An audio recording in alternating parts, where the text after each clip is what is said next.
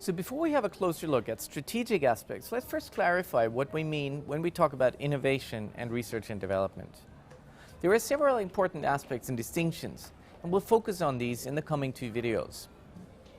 So thinking about the stages of R&D, the main distinctions are between basic research, applied research, and product development. And we'll look at those in turn. So basic research is basically the development of scientific knowledge, basic scientific knowledge, that you can apply to a wide range of potential uses. This would be, for example, research on radio waves, which has many different applications, including, but not exclusively, mobile telephony. When we talk about applied research, it's about application of this basic scientific knowledge to the solution of a specific problem.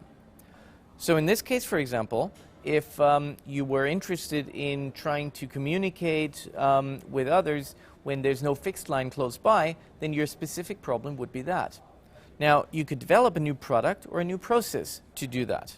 And in this particular example, we will think about the development of the mobile phone, of a prototype of the mobile phone, as applied research. Now then, once we go one step further, we can think about product development. Product development is about the identification of relevant consumers, and it's about tailoring these products or these processes to the needs of those consumers. So, to be concrete, if you have your prototype and you adjust the size, the shape, the color of that particular mobile phone to the tastes of your consumers, that would be product development. Now, how these three stages differ, these three stages of R&D differ, is actually quite an interesting question. And in particular, they're interesting when we think about the patentability of these products and the consequences. So basic research has the main characteristic that the outcomes are difficult to protect.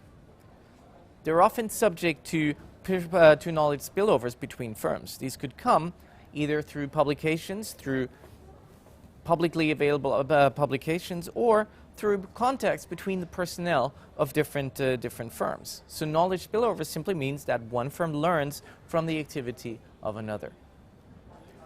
Now that leads to what we know is a prisoner's dilemma. So both firms would be better off, they know that they would be better off if both of them would invest into basic research and development, but both of them would be better off if the other firm did it on their own.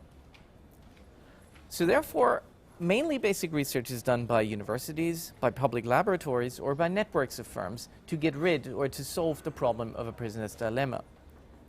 Things are different when we talk about applied research and product development. Here, it can often be protected. Whatever you invent can often be protected by patents, copyrights, trademarks, and so on, that have the sole purpose of stopping others of making use of your innovation.